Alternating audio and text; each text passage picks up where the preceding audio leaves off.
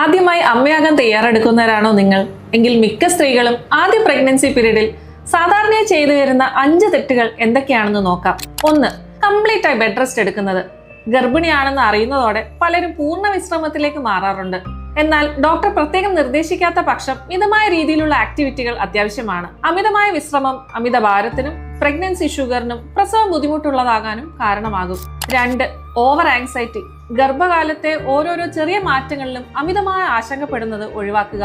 അമിതമായ സ്ട്രെസ് ഗർഭിണിക്കും കുഞ്ഞിനും നല്ലതല്ല. 3. കുട്ടിക്ക് തൂക്കം വെക്കാൻ വേണ്ടി അമിതമായി ഭക്ഷണം കഴിക്കുന്നത് മറ്റൊരു തെറ്റാണ്. ഇത് കുഞ്ഞിന് അമിതഭാരം ഉണ്ടാക്കാനും അതുവഴി നോർമൽ ഡെലിവറി കോംപ്ലിക്കേറ്റഡ് ആകാനും കാരണമാകും. 4. എന്തിനും ഏതിനും ഗൂഗിളിൽ പരിഹാരം തിരയുന്ന സ്വഭാവം പലർക്കുമുണ്ട്.